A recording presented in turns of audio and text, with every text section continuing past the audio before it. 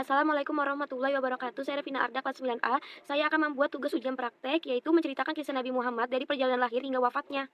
Seperti yang diketahui, Nabi Muhammad SAW merupakan tokoh penting dalam sejarah agama Islam. Bahkan dapat dikatakan, seluruh umat muslim pasti mengenal sosok seorang Nabi dengan segala kebaikan dan kerendahan hatinya. Beliau pun disebut sebagai utusan Allah yang menjadi tauladan seluruh umat muslim di dunia, baik dari zaman kenabian hingga zaman modern saat ini. Nabi Muhammad SAW sendiri merupakan nabi paling akhir yang diutus Allah untuk menuntun umat di dunia, di mana Allah menjadikan Nabi Muhammad sebagai nabi penutup dan tidak ada lagi nabi setelahnya yang menjadi utusan Allah.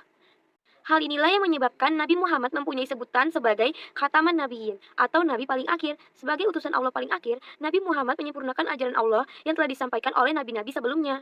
Sebagai nabi terakhir, perjalanan Nabi Muhammad tidak lepas dari upaya menyeru seluruh umat manusia agar beribadah kepada Allah dan menunjukkan mereka jalan yang lurus dalam urusan dunia maupun akhirat. Sama seperti nabi-nabi sebelumnya, Nabi Muhammad pun mendapat wahyu yang luar biasa dari Allah Subhanahu wa Ta'ala. Namun kali ini, Allah memberi wahyu berupa petunjuk bagi Nabi Muhammad untuk membaca kitab suci Al-Quran agar terang dalam menjalani kehidupan. Yang pertama, kita akan membahas tentang kelahiran Nabi Muhammad SAW.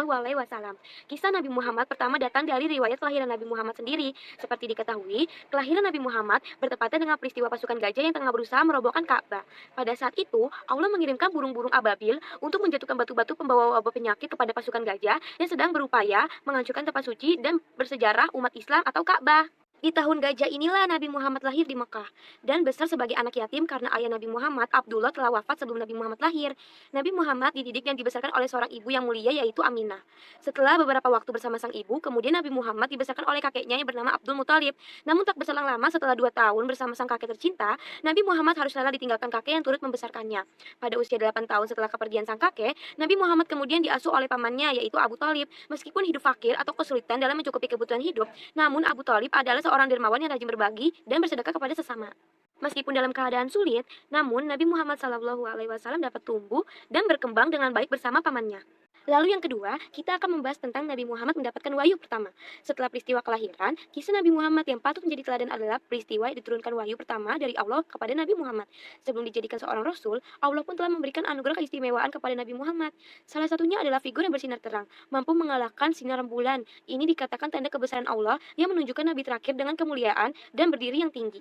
Selain karunia wajah yang bersinar, Rasulullah juga diberikan wahyu pertama yang sungguh luar biasa dari Allah Subhanahu wa Ta'ala.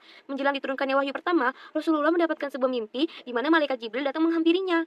Nabi Muhammad pun merenung dan memikirkan mimpi yang dialaminya dengan menyendiri di Gua Hiro. Kemudian di tempat, Nabi Muhammad diperlihatkan kepada Allah bahwa mimpi yang dialaminya benar nyata. Pada saat itu, malaikat Jibril datang kepada Rasulullah dan menurunkan wahyu pertama yang diberikan Allah Subhanahu wa Ta'ala. Saat menurunkan, Allah menurunkan ayat dari Quran surat Al-Alaq ayat 1 sampai 4 yaitu sebagai berikut. Artinya, bacalah dengan menyebut nama Tuhanmu yang menciptakan. Dia telah menciptakan manusia dari segumpal darah. Bacalah, dan Tuhanmu lah yang maha pemurah, yang mengajar manusia dengan perantara kalam. Dia mengajarkan kepada manusia apa yang tidak diketahuinya. Arti Quran Surat Al-Alaq ayat 1 sampai 4. Setelah peristiwa itu, Nabi Muhammad SAW pulang dengan perasaan takut. Namun disinilah waktu di mana kisah kerasulan Nabi Muhammad dimulai, di mana Nabi Muhammad sebagai utusan terakhir yang akan membawa kedamaian bagi seluruh umat manusia. Yang ketiga, kita akan membahas tentang melakukan dakwah secara rahasia. Kisah Nabi Muhammad berikutnya yang tidak kalah menarik untuk disimak adalah kisah perjalanan dakwah yang dilakukan secara diam-diam. Setelah mendapatkan wahyu pertama, Nabi Muhammad kemudian mulai melakukan dakwah secara rahasia atau sembunyi-sembunyi. Khadijah, Abu Bakar As-Siddiq, dan Zaid bin Haris, Ummu Aiman, Ali bin Abu Thalib, dan Bilal bin Rabah merupakan orang-orang yang menjadi pengikut. Setelah beberapa tahun melakukan kegiatan dakwah secara rahasia, kemudian Allah memberikan perintah untuk berdakwah secara terang-terangan. Perintah ini seperti yang foto dalam Quran Surat Al-Hijr ayat 94 yaitu sebagai berikut. Artinya, maka sampaikanlah olehmu secara terang-terangan segala apa yang diperintahkan kepadamu dan berpalinglah dari orang-orang yang musyrik. Dan yang selanjutnya kita akan membahas tentang peristiwa Isra Mi'raj. Peristiwa Isra Mi'raj juga termasuk perjalanan penting dari kisah Nabi Muhammad yang bermakna mempunyai pesan mendalam. Peristiwa perjalanan Nabi Muhammad ini bermula ketika istrinya Khadijah dan pamannya Abu Thalib wafat. Meninggalnya 2 orang terpenting dalam hidup Nabi Muhammad ini terjadi pada tahun ke-11 kepemimpinan Nabi Muhammad. Tahun tersebut merupakan tahun yang menyedihkan bagi seorang Nabi Muhammad. Ia harus kehilangan istri tercinta yang selalu mendampingi serta paman yang telah mengasuhnya sejak kecil. Namun setelah peristiwa itu, Allah mengutus malaikat Jibril untuk mendampingi Rasulullah melakukan perjalanan dari Masjidil Haram ke Masjidil Aqsa. Perjalanan ini disebut juga dengan Isra Mi'raj. Isra di sini diketahui sebagai perjalanan Nabi Muhammad dari Masjidil Aqsa menuju langit ke-7 yang disebut dengan Mi'raj. Pada peristiwa inilah Rasulullah mendapatkan perintah sholat 5 waktu yang mewajibkan ditunaikan seluruh umat muslim. Dan yang terakhir kita akan membahas tentang wafatnya Nabi Muhammad SAW. Kisah Nabi Muhammad berikutnya yang tidak boleh dilupakan adalah peristiwa wafatnya utusan Allah paling akhir ini.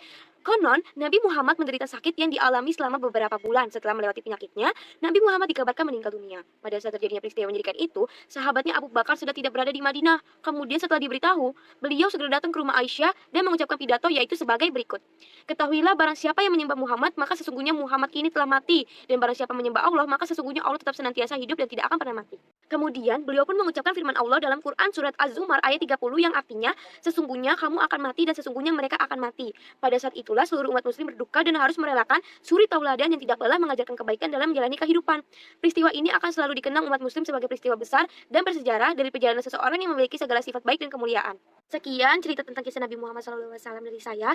Maaf jika ada salah kata. Wassalamualaikum warahmatullahi wabarakatuh.